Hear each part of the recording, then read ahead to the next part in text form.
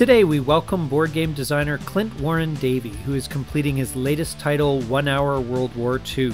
We'll discuss the process of boiling down a design to its most basic elements and how the heck you go about it here on Legendary Tactics.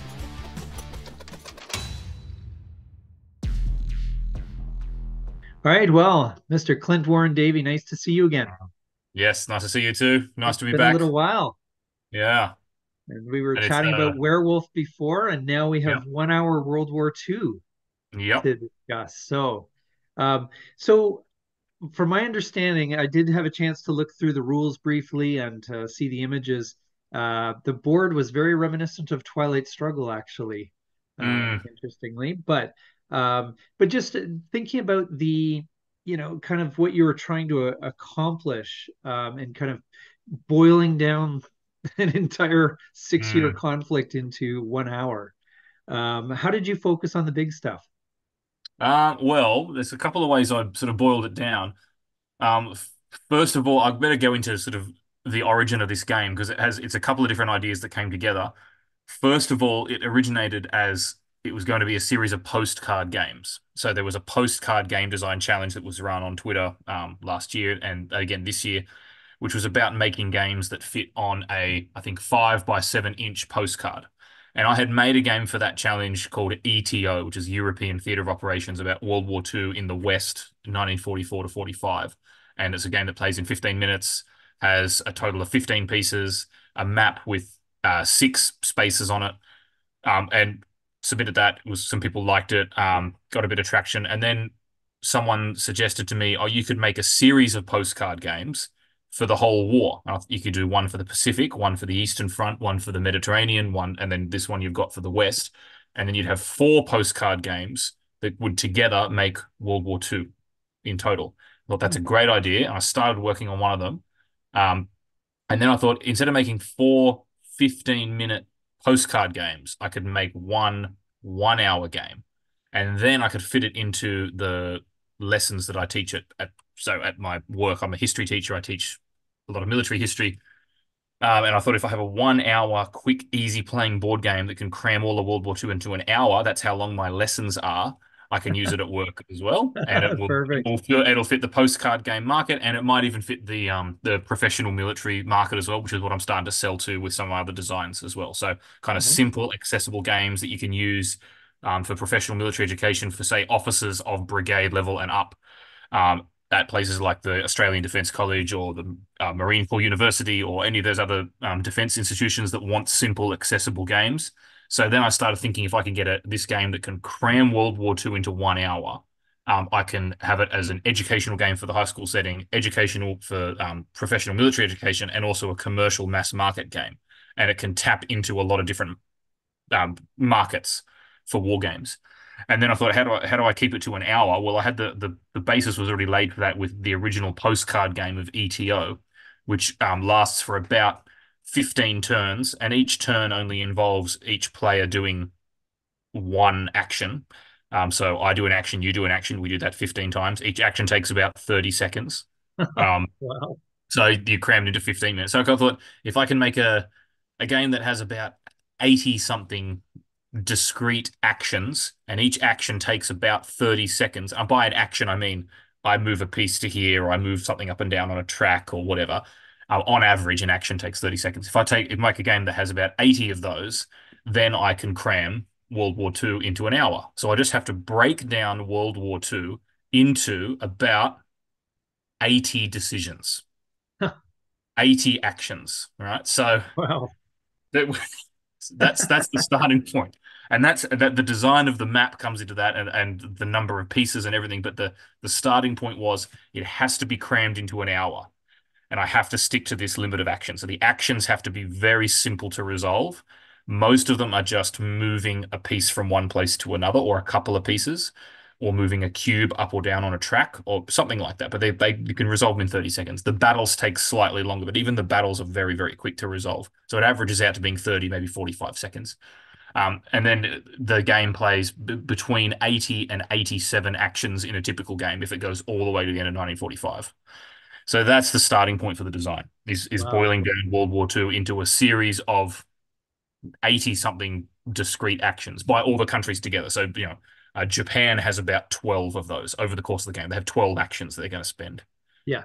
Germany's going to have um, more like 18, but in total, the war is going to be played out in these 80 steps. And Wow. it can branch off in different directions, but it's kept to that time limit. Huh. And I'll point out now because everyone's going to accuse me of deception when I go to market this game. Your first game is not going to take 1 hour.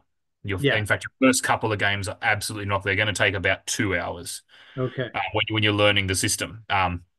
I can play it in an hour, and my developer can play it in an hour because we play it a lot, and there's less analysis paralysis because we can look Yes. at the board, quickly decide. But when you're first playing the game, because there's so many different choices, yeah, you are going to be thinking a lot, and the game's going to be slower. So your first couple of games are going to take 2 hours. So people are going to get angry at me for putting the words 1 hour on the box. But I'll tell you, eventually you can play it in an hour. I can play it in an hour. So that's the origin of the idea. So 80 actions. So like how do you end up picking those out, especially if there's 12 actions for, say, the Japanese? Like how Yeah, on the right decision making, not only historically, but also to make it a, interesting game and with some. yeah. Well, a lot of that comes down to the map. So I thought I need to simplify the map down to the absolute bare minimum number of spaces to capture the level of strategic decision making. So I'll take the USA as an example. So you're playing as the USA. Uh, your your big decision straight off the bat is, do you go towards Germany or Japan? So this old debate of Germany first or Japan first. Now we know Yeah. historically Pearl Harbor happened, but the Americans still decided that we're going to go Germany first. They're the bigger threat. So 80% of their resources went to fighting the Germans. So that's a strategic level decision. Yeah. That's not moving around like an individual division on the map. They don't care. That's not like a hex encounter level decision. That is a map of the world level decision. Who do we fight first, Germany or Japan? So they Okay. decide Germany first. Okay, and then you might filter down to, well, if we're going to fight Germany first, are we going to attack them in France or are we going to attack them in the Mediterranean? That's Yeah. the next level. Okay, so you think you're the USA player, you got this big decision, which is Germany or Japan. Let's say you decide Germany. Then it's going to be, do we hit them in France or do we hit them in the Mediterranean? That's your Yeah. next level decision. And then it might filter down to a level below that, which is, are we going to coordinate with the UK to hit them at the same time, do a coordinated offensive at this time? Are we going to, for instance, commit the US Navy? Are we going to commit, say, half or a third or a quarter of the US Navy to the Mediterranean theater to clear out the Italian fleet? Or are we going to let the British handle that so that we can jump from North Africa to Italy? And then eventually say, well, you get into 1944 or 45. If we're going to invade Germany, how quickly are we going to do it? Can we just let the Russians do it? That's a live question. Can we just let the Russians take Germany? Yeah. We may not even have to go in there. We just we help them out a little bit. We do a little bit of the fighting. So those kind of decisions is where you start with. And then when you filter it down, it's going to come down to, usually it's going to come down to a decision tree of, say, two or three options. So it's, Germany or Japan, Yeah. France or the Mediterranean. Do we go harder like Germany? Are we going to coordinate with the UK or whatever? And then same thing, fight in Japan. If you're going to go, say you put all your effort into fight in Japan, you can decide to focus on the Northern Pacific, which means you go the direct route to Japan. You go straight for like Okinawa, Iwo Jima.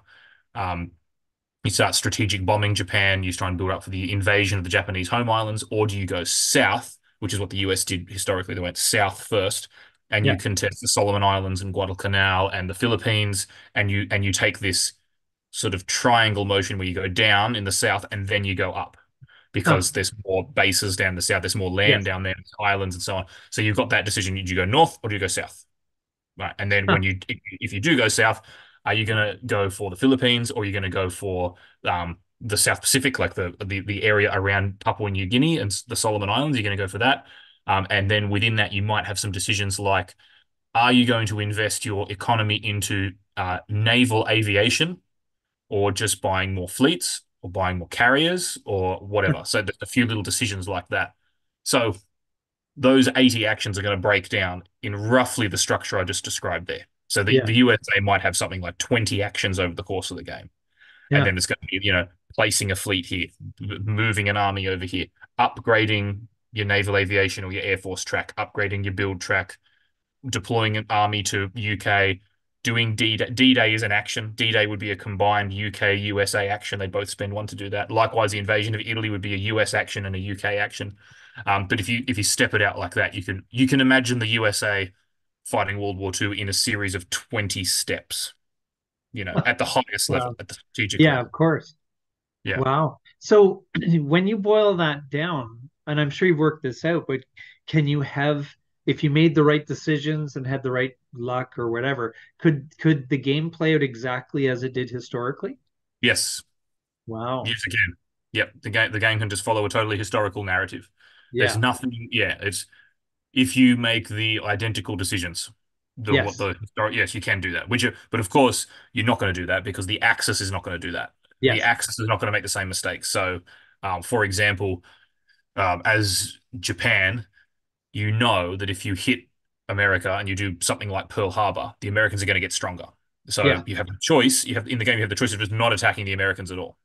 Now, Yeah. eventually they're going to get involved. I make the assumption that the Americans will get involved eventually. There's no way for them to stay neutral for the entire war. And I have Yeah. good reasons. I think the US was going to enter anyway. Even if Pearl Harbor didn't happen, something else would have happened. They would have entered. But as the Japanese player, you don't have to do Pearl Harbor. You might even leave the USA alone and then attack them in 1944 when they're tied up fighting Germany or something like that. So you can Wow. make totally different decisions, but the game can play out totally historically. You can play it out so that the Soviets and the British and the Americans have occupied Germany by the end of 1945, and Japan has been just reduced to the home islands. And the final action of the game might be the US doing a strategic bombing attack against Japan, which would be dropping the A bomb, and that might end the game. So Wow. you can follow the historical narrative roughly. Yeah. This Yeah. Well, as much accommodation. as you can in an hour and all that sort of Yeah, thing. that's right. So Yeah. that's great. Wow. And so how much play testing does something like that take? Because that seems like it takes a lot of fine tuning. Yeah, it's Um, it's a lot. I mean, it's with all games. Like my mantra that I say all the time when I talk to people about game design is you play the game about 20 times on your own solo before you even tell anyone about it. yeah. And that's because you play it once, it's going to be a disaster. Or every time you play it, you write the rules up, you put your pieces together. First play test always is a disaster. You'll figure out 10 things when you play the very first turn that just don't work. Yeah. So what you don't want to do is write up the rules, make a prototype, and then send it off to a publisher or send it off to a playtester and go, right, I've made a game, let's go. You could do it 20 times on your own, and then it will be ready to send to someone else. So Yeah. that's what I did, and I've continued. I just when I do playtesting, I'll be doing it for say, I don't know, 1, 2 months straight. Aside from my day job, I'll be spending my evenings, a lot of my weekends, even free time at work, and I just playtest over and over and over and over again.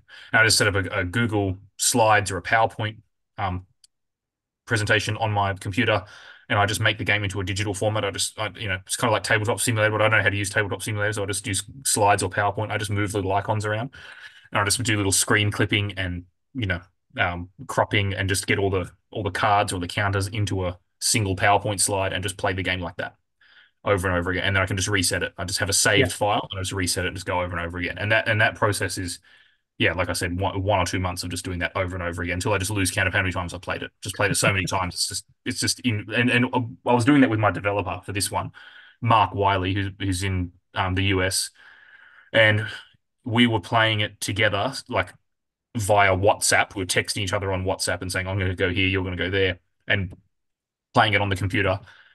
And we got to the point where we could play the game without looking at the computer screen. We're playing it in our heads. Like our chess people who are like really good chess players can play a game of chess in their Yeah. heads. We've been doing it so much. We would text each other moves, go like, all right, I'm going to move this German army into Poland or whatever. And you're like, yeah, we'll both just remember the mental state of the map. Oh, wow. So when I was doing that sneakily at work on my phone. I was playing the game, like texting him and remembering all the moves, and he was doing the same thing as well. So it eventually got to the point where you just do so much playtest that the game is just ingrained in your mind, and I think that's the way to do it. You have to playtest the hell about it because there's no amount of theory that can make up for playtesting. You have to playtest. You have to playtest often, as much as you can. Yeah. It's not like there's a secret or a shortcut to game design. It is literally just playtesting over and over again. Yeah. That's what it is. It's just doing the same thing for hours and hours and hours. Yeah. And if the game's good, then you're having fun while you're doing it, which motivates you to keep making the game. If the game's boring while you're playtesting it, you need to drop it because if you're the designer and you're getting bored of it, other people are going to get bored of it too. So that's when you drop it. Yeah, So, yeah, but thankfully, no, I've never gotten bored. I can play it. If anyone wants to play it with me, I'll play it. I'll happily play it anytime. I'll play 1 hour World War II because I've got it set up at my house. I've got it on my computer. If anyone ever wants to play a game of it, I'll play it. yeah, Um, because it's fun and I'm pretty good at it too. So I can if I'm playing someone who's new at the game, I can win within about half an hour. yeah, They know what they're doing, which is sometimes fun to do that. Um, yes. but yeah, Oh, that's wow. the process. It's just lots of playtesting. That's all it Yeah, is. And then yeah, just making little refinements, just little changes here and there. That's how it goes. And then of course I post out lots of stuff on Twitter as well. I post out when I'm having a problem and I've got lots of people that follow me that help out. I've got fellow designers and stuff that will chime in with little ideas. It'll save me a lot of time. I've got an issue here with like, you know, the Eastern Front is not quite balanced. Like I've got a problem with Stalingrad and Leningrad and Ukraine relative to Moscow or something specific like that. yeah, And someone will chime in with an easy solution. So that's yes, the other thing is get help from other people as well as doing tons of playtesting. But yeah. yeah, that's how it's I've gone. heard that said is, don't worry about keeping your design secret or anything like that. No, no, no one cares. No one Yeah, cares about your design. No one. It's your idea is worth nothing. yeah, Your prototype is worth something. A yes, functioning prototype is worth something. An idea is worth nothing. yeah, Because there's a million ideas. I can come up with ideas. Anyone can come up with ideas. It yes, takes no effort. What does take the effort is a functional prototype. yes, That is the product. If you're a game designer, that's the product. It's yeah, not your idea. yeah, And the gap between idea and prototype is huge. It's yeah, so huge that most people don't make the jump from yeah, idea to prototype. It always remains as an idea because it's really hard to translate it into reality. yeah, Um, but you're absolutely right. Don't worry about people stealing your post your ideas. I post game ideas every week just out on Twitter. I go, I'm not going to make this. I might make it in the future. If anyone else wants to make it, take the idea. I yeah, don't care. go nuts. Steal the idea. Yeah, Because sometimes I think of a game where I really wish this existed. I can't be bothered making it. I don't have time to make it, at least yeah, not right now. And so I'll post and go, if anyone wants to take this up, I'll give you a little bit of help, but yeah, you go and make it, you know. yeah. Oh, though that's one of those things that, and even the prototype it's worth something, but it may still Mm. be very Yeah, early on. even I was just say, even the prototype is usually worth nothing as well. To say Yeah, that. yeah, Yeah, your job's not over once you've made the prototype. yeah, That's the beginning of the job. But yeah, yeah. Yeah. yeah, Just in terms of like cramming, because like you have each side in this game has only a few pieces each. I think mm, the Wehrmacht only has ten pieces. yes, yep. Yeah. Germany has 10 pieces. Rough, yeah, So roughly. yeah. So how do you simplify down to that? I mean, I guess the map is maybe a good part of that, but how do you Mm, simplify the order of battle so that you're representing things accurately? And mm. I guess the whole game only has what 58 pieces? Yeah, yep. Yeah. 50, So 58 pieces. Yeah, all those orders of battle, all the different types that you had armor, air force, yep. the good old infantry. How do you boil that down into 10 Yeah, pieces it's aside, basically, or great question. tailored? I started with the small stuff, so I go. If I'm going to say, that there's only two unit types in the game. There's four, but there's two main. There's army and fleet, and then armies and fleets can be level 1 or level 2. Okay, Okay. so there's four unit types. So you got level 1 army, level 1 fleet, level 2 fleet. Um, and I thought, what's the absolute bare minimum? What's the smallest um entity that I'm going to represent? And so I basically said, well, I'm going to have the entire French army in 1940 and the entire Italian army in World War II. I'm going to treat them as one piece each. Okay. Yeah. So I started with them because, and this is not because this is nothing to do with the numbers. This is just for balance purposes. And then I go, well, if Italy is one army, and Italy is also going to be one fleet, because I'm going to say the Italian fleet is one piece, the Italian army is one piece, the French army is one piece. Germans are going to start with probably 3 or 4 pieces on the board. to represent the relative strength of the Wehrmacht, because the Germans have to be able to defeat the French pretty easily in 1940. I don't want to make a million special rules about the French having low morale and bad Yeah. tank doctrine and command and control issues. So I'm just going to say the Germans have more pieces and they have better pieces than the French. The French have one level one army. The Germans have got two level twos and two level ones. Mm. So the Germans can beat the French. I'll start with that. I'll start with the situation in 1940. And then I'll go, that's the small stuff. And then I'll go, what's the biggest thing in the game? What's the biggest, the largest number of entities I have to represent? And the largest number of entities I have to represent is the Soviet army. So the Yeah. Red Army has got to be the biggest thing on the map. Yeah. And so in the game, um, the Soviets have 10 armies. I go, right. So the smallest is the Italians with one, and the largest is the Soviets with 10. And that gives me a good number. 1 to 10 is a really easy set of Yeah. numbers to keep in your head. Everything's less than 10. So it goes, the Soviets have got 10. They have one fleet as well. The Soviets have one fleet. So if I go, the Soviets have got 10, the Italians and the French have got one. Every other country is going to fall somewhere in the middle there. And then I also look at where are these countries able to maintain large-scale combat operations during the war. So when I'm designing the UK at a minimum has to have the ability to fight at an army level in India, in Italy, and in France. Because in 1944, they have army level deployments in all of those theaters. So that the Mm. UK has to have a bare minimum of 3 pieces.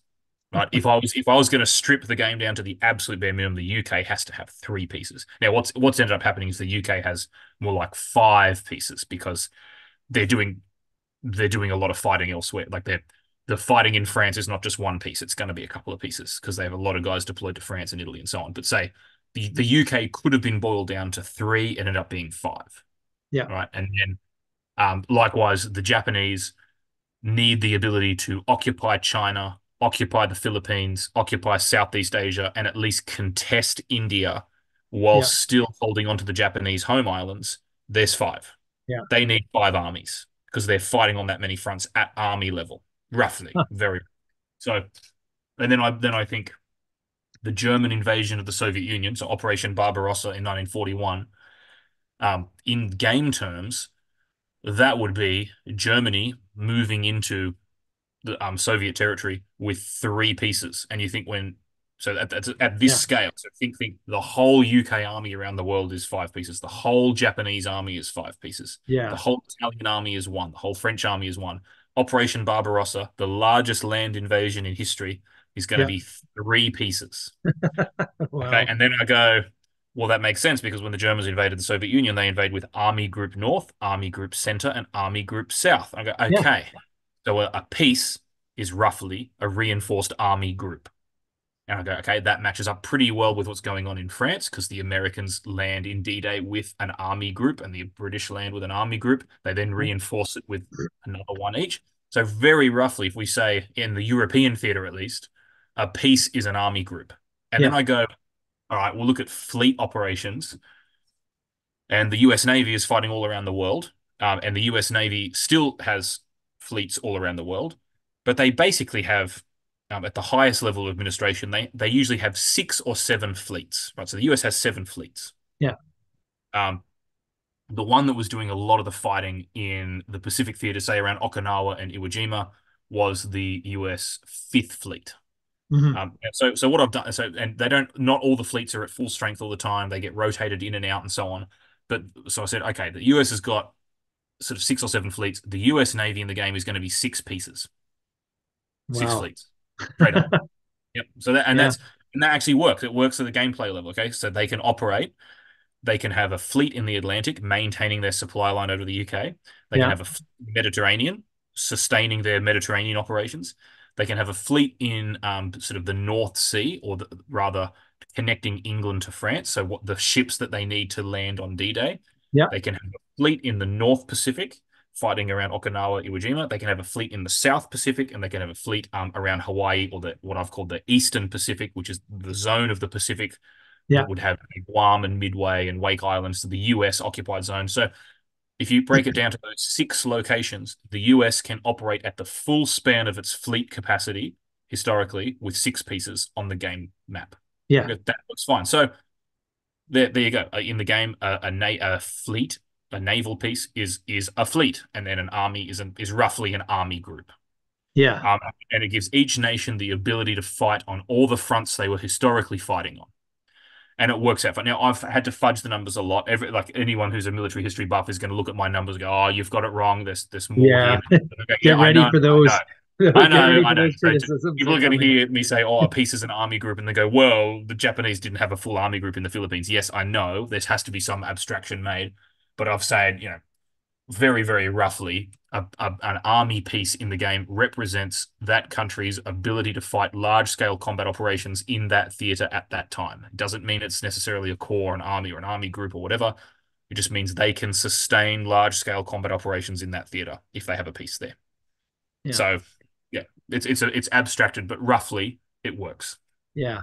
It does remind me a little bit of Hitler's War, and I'd mentioned this to you on Yeah, I haven't played that. Yeah, I yeah, haven't well, played it. it's an old game, but it was in some ways it was a response to the popularity of Axis and Allies. But the idea was that you're playing out the European theater anyway with just a very small number of pieces, and Yeah. you can ramp up production. I don't know if you had a chance to take a glance at it, but it's kind of reminiscent of that anyway, where it was you only have a handful of pieces on the map to represent everything Mm, that happened in the European theater in World War II. mm, And it's an old Avalon Hill title. I'm pretty sure they bought it. It was originally from someone else, and they purchased it and published it or something like that. mm, But anyway, it was kind of made famous by them, and it never really took off as much as it should have, perhaps. But it was a really innovative design in a similar way. I don't mm. think it plays in an hour, but it was definitely that. Avalon Hill game, probably not. Yeah, but it was definitely that kind of idea, and I don't know. It might be worth taking a look at that one and Definitely, seeing yeah. if it's I mean, something the that only other one that comes to mind that's kind of similar to my design is Quartermaster General. I don't know if you played any of the Quartermaster General series. I've It's seen it. I have yet to play it. I yeah, actually had it it's copy in my kind hand of the other day. yeah, it's worth checking out. I mean, I like it. It's all card based. It's very different to my design. It's basically the game is based on cards, but it has a very small number of pieces on the map. So that's that Yes. same idea, which is there's a lot more games coming out in that way. Like one of the things I've noticed with game design now is that you don't need a lot. You don't need a big map and a lot of pieces. You don't need that stuff. Yeah. You can boil it down. It's just something like PAX Premier. I don't know if you played PAX Yep. Premier Yep. by Colt. So I haven't actually. I want to get that. It's hard to get here in Australia. I want to get it. But that I read the rules, looked at the map, read all the reviews. Like this is awesome, there's so many good ideas in it. The map has got 6 spaces on it, Yeah. and yeah, and that's it functions perfectly well with 6 spaces. Yeah. Yeah. So you don't need. And another game that has interested me lately is Alex Knight's Land and Freedom on the Spanish Civil War, which is a Okay. by sort of a smaller, more obscure publisher. It's a game on the Spanish Civil War. It's a co-op game for 3 players, and it's 3 Spanish political parties all teaming up to fight the fascists. But in that game, the map has only got, say, 4 spaces, and then it's a Wow. series of tracks that go up or down. So there's lots of ways you can represent a conflict without having 1,000 hexes and 1,000 counters moving around. You can have a very small number of pieces because well, the purpose of a game is a series of decisions. That's what a game is. It's Yeah. a series of decisions. Yeah. What matters is the decisions. Yeah. And there's a lot of very complicated games that don't have a lot of decisions. They have a lot of execution. They have a lot of I've made the decision to go here, and now I need to move a big stack of things around, and I've got to look at a bunch of charts and roll a bunch of dice and figure out how to resolve the outcome. But that's not decision making. Yeah. That's executing a decision, but it's not making a decision. So if you can boil down your game so that every turn or every action is as close to a decision point as possible, so that everything is a meaningful decision. Do I do this or do I do this? Then you're talking about a serious game. Yeah. Um, and there's so many ways to do that now. So you don't need lots of pieces. Yeah. And the advantage of having fewer pieces is obviously it's quicker to play, less setup time, less environmental impact because you're not printing lots and lots of cardboard and lots of wood and lots of plastic and lots of metal. So you can have a Yeah. small package. It's cheaper. I mean, so a lot of the designs that I'm working on now are trying to just cut things down. Yeah. That's really been my focus lately is just cutting things down because that Land and Freedom game is interesting. I looked at the designer Alex Knight. He'd posted some designer diaries, and he'd started out making this game on the Spanish Civil War that was huge. He had this huge map of Spain with all different areas and lots of pieces, and then he'd eventually just boiled it down to four spaces. He had like 100 spaces, and then boiled it down to four. Like that, Yeah.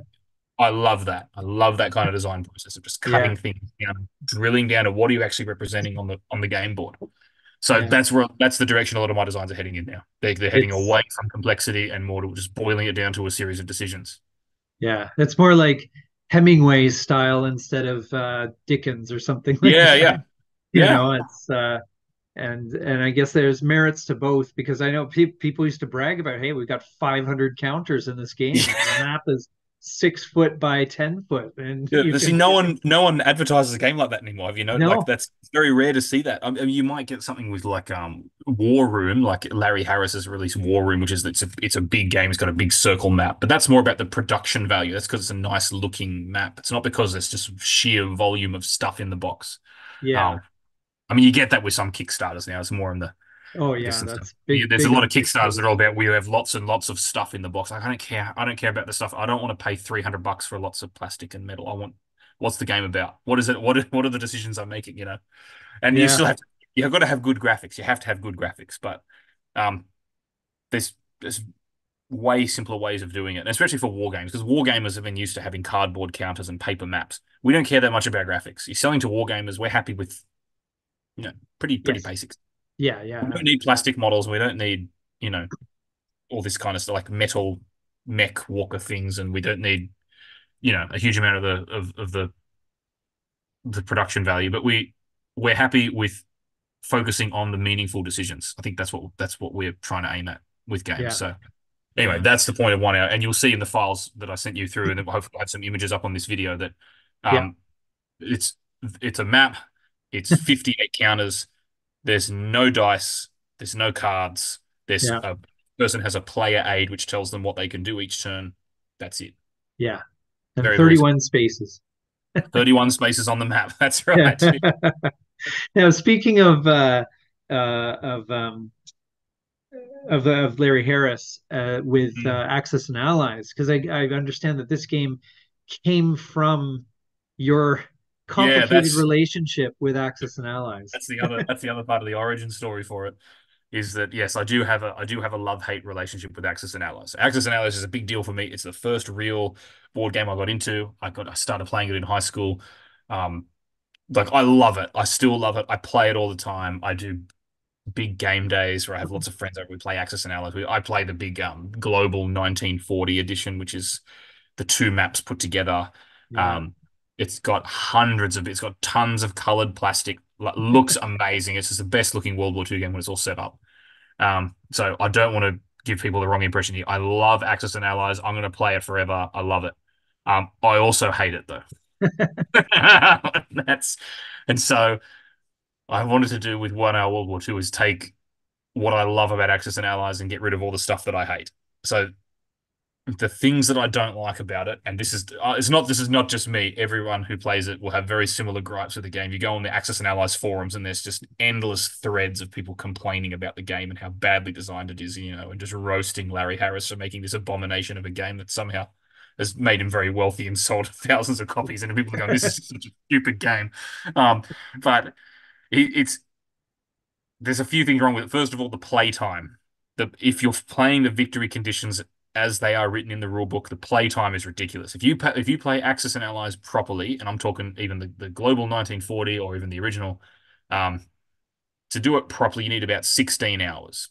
If you're playing the actual victory, I'm not joking. It's 16 hours to do it properly, and that means the Allies are taking Berlin and Tokyo yeah, and Rome. yeah, And of those 16 hours, if you were going to do it properly, which no one does, by the way, no one actually plays the game as it's written in the rule book. No one yeah, does that. But if you were going to do that, you would play for 16 hours, and the final 10 out of those 16 hours are totally superfluous because you know who's going to win. It's yes, just a grind of yeah, one side or the other getting to the enemy's capital and winning. So the game is over in 6 hours, but to play it as written, you need another 10 hours. yeah, Obviously, I've reacted against that and gone, nah, we're going to cut it to 1 hour. Yeah, Come on. But that's the absolutely. time. I don't have time. I don't have, if I want to play Access and Allies, I have to, it's a whole day. You have to book out a whole day. Yeah, You can't just do it on a weeknight in an evening. It can't be yeah. done. So yeah, and I don't like that. I can't fit it in.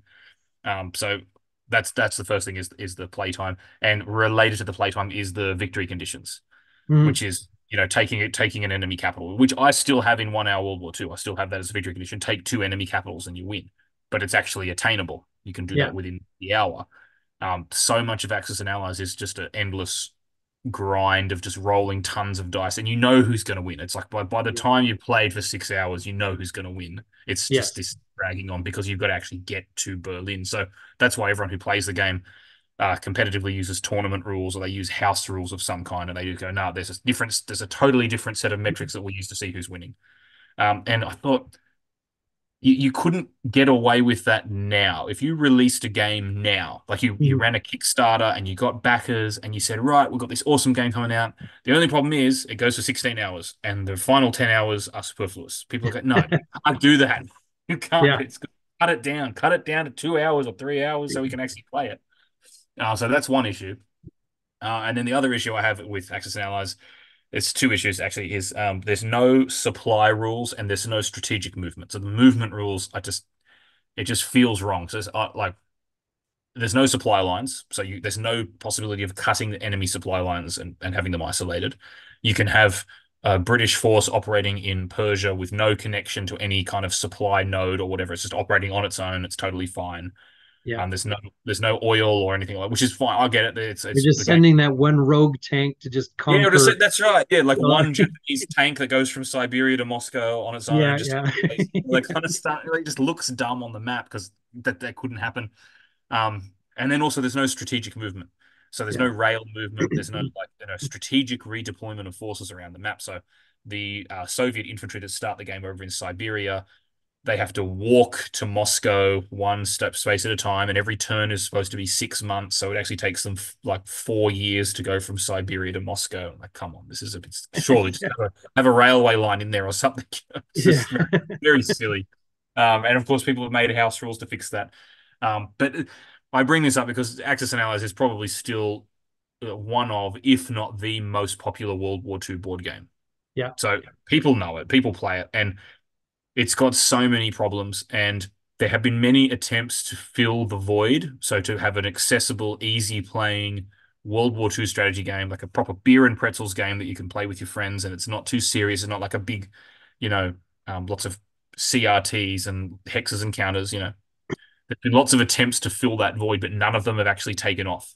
So yeah, Axis Analysis still people still play it. It recently got bought out by Renegade Games. They bought the franchise and they're re-releasing it. They are yeah, changing it a little bit, but they're basically re-releasing the game as it was. So it's still there as the benchmark for a beer and pretzels World War II yeah, strategic level game. So like I'm never going to take that spot. I'm never going to take the spot of Axis and Allies with 1 hour World War II because it's yeah, it's got the brand recognition and so on. But what I am trying to do is make a game that Axis and Allies players can happily play. They can cram it into an evening, and it's going to address those issues of the victory yes, condition, playtime, the supply rules, and the strategic movement rules. It's going to deal with all that and just cut it down. And you're going to have fundamentally similar decisions. Like in Axis and Allies, you're making very similar decisions at the highest level to what's happening in my game. yeah, My game is sort of cutting to the chase and getting to the real big level decisions. So that's why I say in the designer's notes that the game is kind of a hate letter to Axis and Allies. It's specifically trying to resolve those things that I don't like about that yeah. game. And the luck. What about the luck side of Oh, it? and the luck. Oh yeah. Oh, don't even get me started on that. That's yeah, the dice rolling. So I've got a friend who loves playing board games, and he's the unluckiest man alive. And everyone thinks you got a game group, you've got this friend who's unlucky. This guy is the unluckiest guy. I will never take him to a casino. He cannot roll dice. If he cannot roll dice to save his life, he loses every battle, and it's uncanny. I I'm need to kind of the text him. same way. Yeah, Yeah, and every time he plays these games, and he loses a lot, and he goes. I lost because of the dice. I'm like, yeah, bro, you did. yeah, You did. You're unlucky. There's nothing you could have done about that. And so it's kind of marketed towards people like that hate the dice. I lose because of the dice. yes, So and also because here's another, like, I think I've mentioned this on another podcast before, but if you have a game with lots of dice, if you have a game with infinite dice, say you're gonna go Axis and Allies infinite, you're gonna have an infinite Yeah. number of dice. Infinite dice is the same as no dice because Yeah. it averages out. So the more dice you roll, you have big buckets of dice. Say you had to roll 20 dice to resolve an action and take the average of them, the results average out. Right. So as you increase the number of dice in a game, you're approaching zero dice. Yes. Right. So as you add more Yeah. dice, you're approaching the same effect as having zero dice. Right. Huh. Okay. So if infinite dice and zero dice end up being the same, and the purpose of adding more dice is to smooth out the probability curve. You might just go straight to having zero dice. Yeah. Because, and also the other thing with Axis and Allies is for competitive play, the people who are really good at it, they use battle calculators. They have Yeah. the crunch the numbers. They do the odds. So Yeah. they go, I know, and they have a computer set up and they type it in and go, I'm having 10 infantry versus, 2 bombers and 3 tanks. Yeah. What's my percentage chance of winning? So even when you have the dice, people are going to game the dice. They're going to have to stop and figure out the averages in their head and go, oh, okay, on average, I lose. Yeah. Now,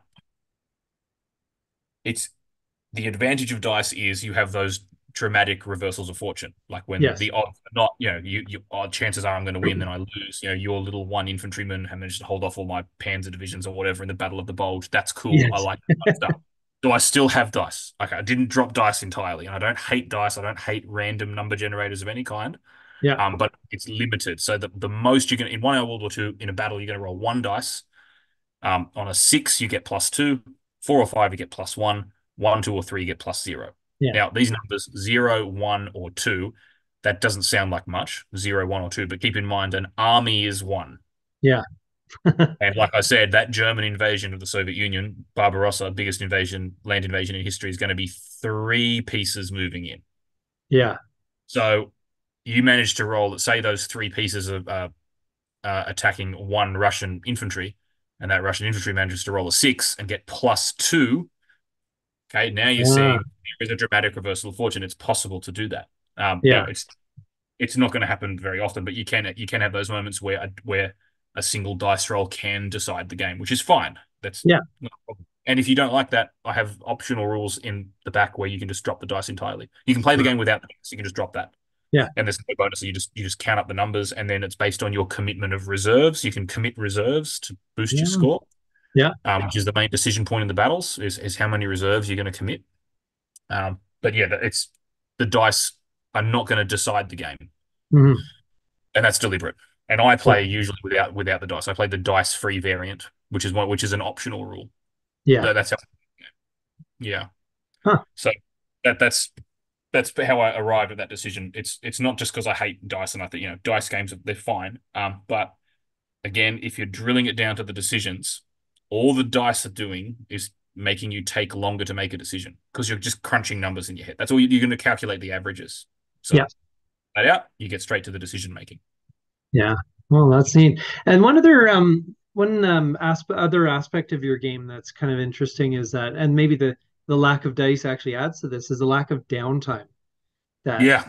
you built in. The idea of, and I think this is a theme that has been becoming increasingly popular as game design progresses, is this idea that there's no downtime for anybody around the table, that it's Yeah. always everyone's always engaged in some way and not sitting out and waiting for the player with the analysis paralysis to make their choice. That's another Axis and Allies issue as well. I didn't even bring up It is is. the Yeah. downtime. You're sitting there for an hour waiting for your turn. An hour. That's very common to sit there for an hour, Oh which yeah. is I don't mind that because I'm going to be strategizing and looking at the map and talking to other people. But there's like, if you're playing a board game and someone takes out their phone to scroll, well, when it's not their tick, no, that's not good. That's really not good. And I know it's a general cultural thing. It's not just a board game issue. It's people do that in conversation. You go out to a pub or a restaurant and you're having dinner with people and they just scroll their phone. I hate that. Yeah. A lot of people but we all do it. I do it as well. It's a frustrating habit. But if you want to get rid of that in gaming, you've got to have no downtime. You cannot can't allow players to just drift off for 5 minutes when it's not their turn. So Yes. that's part of the reason why I have the action response mechanic is so there's no downtime. You can't take your eyes off the board because you can always interfere with what the other people are doing. That's part of it. But it's also just it gives you more options. Hmm. And I do like the idea of interfering in the enemy's turn or jumping in on your allies' turns. Like, I say you're the UK and you're launching that D-Day offensive, and then the US jumps in and assists you, and you do a combined attack or something like that. Or if Yeah. you're the Soviet Union and you're building forces, and then the USA can jump in and give you lend-lease assistance. There's all those little ways that you can interact with each other, and that way um, the players are not always just thinking about their next move, like next turn. They're looking at every other player right now. How can I jump in and influence the state of the game right now? Yeah. And that's also why the player aids are set up such that you have to look at other people's player aids. So we're gonna Oh, sit. It's slightly awkward, but you don't have to. I'm going to say this. There's another way to do this, but the nation sheet that you have in the game, which has all your options, yeah. you have that tells you the actions you can do. So you have action response. So you have every nation has 4 actions, and every action has a list of responses. You have your nation sheet in front of you, it tells you what you can do, but you have things that you can do that are listed on other people's nation sheets. Hmm. So you have to look over at their sheet to see what you can do. So, like if I'm playing as the Soviets, on the German sheet, when the Germans launch an offensive, next to that is listed a Soviet counteroffensive. So I've got to look over at the Germans and go, oh, I can do a counteroffensive when you launch an offensive. So this Ah, means I can't look at my phone. Like I'm going to look at all the other players and all of their options. Some of my options are on their sheet and some of their options are on my sheet. So you I got this sort of idea kind of from Volko Runke in the Coin series where he says rather than having a hand of cards, you have a hand of cards, you're hmm. looking down at your hand of cards. He goes, we'll make the cards in the center and everyone's looking at the cards. Like we're all Yes. looking at the cards. We're all looking at the board state. We're not looking at our hand. Yeah. So I've kind of it's kind of inspired by that where you're always looking at other people's position on the board and then having the opportunity to jump in and influence it. But yeah, Yeah. that's where that idea's come from is essentially stopping the phone scrolling while you're at the table, but also just having conversations and interaction and just keeping people engaged the whole way through. So that 1 hour playtime is you're on for the hour. Yeah. You Well, and I know, think what that does, because one of the limitations with paring things down is sometimes you can simplify the decision space to the point where it's maybe not as interesting. That can mm, potentially be a risk. But if you have the response built in, yeah, that so that it almost doubles the amount of available decisions or whatever, because every action is going to have a potential response. Or yes, so yeah, that's a clever way to do it. mm, yeah. No, it's fun. It's a fun game. That's like I said. I'll play it anytime with anyone. I Yes. love it. Well, I make when games that I want to play. yes, yes. So when is this game getting released? What's the current schedule if So people are current looking schedule, for like it? Worthington's got a lot of games going on at the moment, but the current plan is the end of this month. So end of April, we go to Kickstarter. So Okay. I don't know when this video is going to come out, guys, but say it might be May, late Yeah. April or May. We're going to have a Kickstarter for 1 hour World War II with Worthington Games. So and then if it makes the cut, gets the funding, it'll go into production.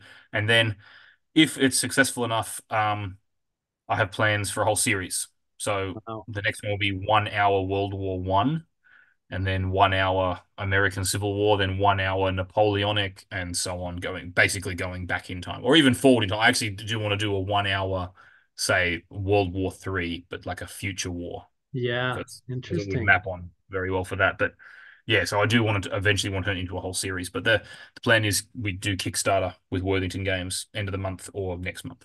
Okay, that's excellent. Yeah. Wow. So that's where the people, if they're interested on more information, they can go to Worthington Games Yep. site, or is there Yep. anywhere else they would Yep. direct you would direct them? Yep. Or just follow me on Twitter. That's the way that I interact with the world, and that's why I whenever I have games released, that's where I promote it. But yeah, Yes. basically, Worthington Games is the publisher for this one, so they'll be promoting it as well. It'll be out there in the wild very soon, and I'm hoping we get enough backers for it. I think we will. I think there's enough disgruntled Axis and Allies fans out there that need this. They need this in their lives, and they'll be happy to back it.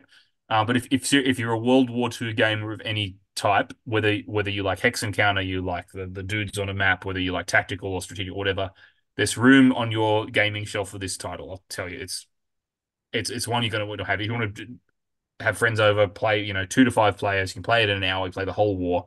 It's just a good one to have on your shelf. Yeah. Oh, that's excellent.